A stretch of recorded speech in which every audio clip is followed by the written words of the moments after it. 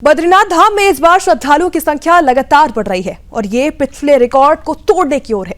बता दें 2024 में जहां पर 14,35,341 श्रद्धालु बद्रीनाथ पहुंचे थे, वहीं इस साल ये संख्या बढ़ गई है और लगभग 17 लाख तक पहुंचने वाली है।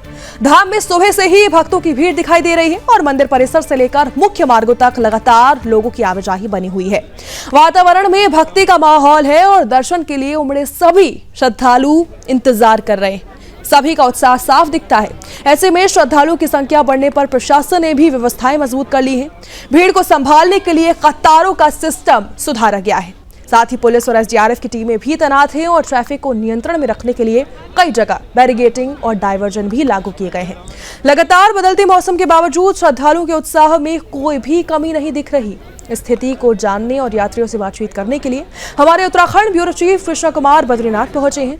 उन्होंने धाम में आए भक्तों से बातचीत की है, उनके अनुभव सुने हैं और साथ ही जानने की कोशिश की है कि यात्रा के दौरान उन्हें कैसी व्यवस्था मिल रही है। कई श्रद्धालुओं ने यह भी कहा है कि भीड़ भले ही ज्यादा है, लेकिन बद्रीनाथ पहुंचते ही यात्रा की सारी थकान दूर हो जाती है। अब देखते हैं बद्रीनाथ से उत्तराखंड ब्यूरो चीफ कृष्णा कुमार की खास रिपोर्ट। बद्रीनाथ धाम में इन दिनों श्रद्धालुओं का रिकॉर्ड लगातार टूटता जा रहा है। आपको बता दें, भारी ठंड के बावजूद भी श्रद्धालुओं का आना जाना लगातार हजारों की संख्या में लगातार जारी है। पिछले वर्ष की तुलना में 2 लाख से अधिक श्रद्धालु जो हैं वो अब तक दर्शन कर चुके हैं। अगर बात हम 2024 की करते हैं तो लगभग 14 लाख श्रद्धालुओं ने बाबा बद्रीनाथ के दर्शन किए थे, लेकिन इस वर्ष 16 लाख का ये आंकड़ा अब तक जो है वो पार कर चुका है, जिससे हम कह सकते हैं श्रद्धालु जो है वो लगातार ही बद्रीनाथ धाम में आकर यहाँ पर सुगम तरीके से दर्शन कर रहे हैं। तस्वीरें आप सीधा देख सकते होंगे। बद्रीनाथ धाम मंदिर के प्रांगण के बाहर सभी व्यक्ति जो भी श्रद्धालु आते हैं अपनी तस्वीरें लेकर इन लम्हों को जो है वो कैमरे में कैद करते हैं, ताकि आने वाले समय में उन्हें ये यादगार पल जो है वो याद रहे। क्योंकि लगातार ही जिस तरह से हम रोड कनेक्टिविटी की बात करें, चाहे हम नेटवर्क कनेक्टिविटी की बात करें, सब में राज्य सरकार द्वारा सुधारीकरण किया गया, जिसके बाद से लगातार ही श्रद्धालुओं की संख्या जो है वो हर वर्ष रिकॉर्ड चार धाम यात्रा में लगातार तोड़ती जा रही है। क्योंकि तस्वीरें भी आप साफ देखेंगे, कुछ महिलाएं यहाँ पर जो है वो मौजूद है। मैं इनसे भी जो है वो बातचीत करूंगा। क्या नाम है आपका और कहाँ से आप आए हैं? मेरा नाम विक्रम है, मैं दिल्ली से आया हूँ। कैसा महसूस कर रहे हैं? एक लंबी यात्रा करके आए हैं, बद्रीनाथ के द्वार पर जो भी पहुंचता है थकान तो दूर हो ही जाती है। थकान दूर हो गई है, बहुत अच्छा लगा। यहाँ पे आके ऐसा लगा जैसे चमत्कार हो रहा हो। आप कब कहाँ से आए हैं? हरिद्वार से आए हैं हम सब, ये दिल्ली से आए हैं भाई और मेरे पूरा परिवार। महसूस कर रहे हैं यहाँ पर आकर? बहुत अच्छा, बहुत बढ़िया। शंकर भगवान जी की और लक्ष्मी नारायण जी का बहुत कृपा बद्री धाम की।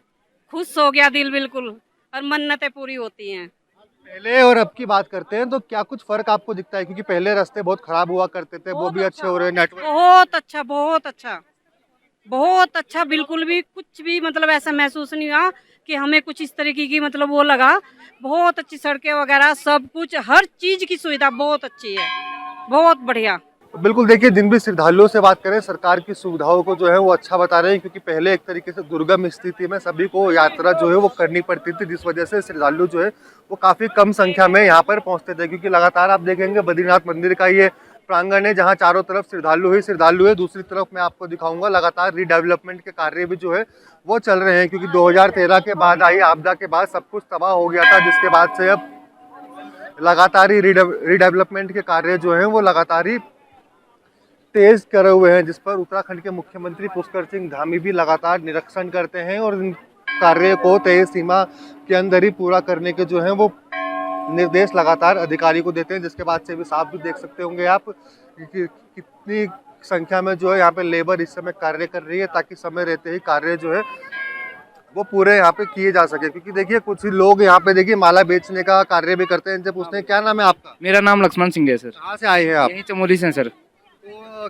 क्या क्या कार्य करते हैं आप? ये मालाएं आप बेच रहे हैं? बेचते हैं सर, यहाँ पे मालाएं बेचते हैं। ये धाम के पर्पस की मालाएं होती है। तो कितनी मालाएं एक दिन में बेच देते हैं आप? बेच देते हैं सर, कभी 3-4 हज़ार की मालाएं बेच देते हैं, उसमें अपने दिहाड़ी निकल जाता है सर। कितने सालों से कार्य कर रहे हो? सर कार्य तो हम बहुत पहले से कर रहे हैं, हो गया 10-12 साल कम से कम। पहले तो लोग बहुत कम आते थे, लेकिन अब लगातार आ रहा है सर, अब ज़्यादा आ रहा है भीड़। ठीक है, अब ज़्यादा भीड़ भी आ रहा है और धाम की महिमा भी बनी रहती है। क्या कारण मानते हैं भीड़ बढ़ने का? अब सर पूरी नारायण की कृपा है सर, और कुछ विकास भी हो ही रहा है, यही कारण है और कुछ नहीं।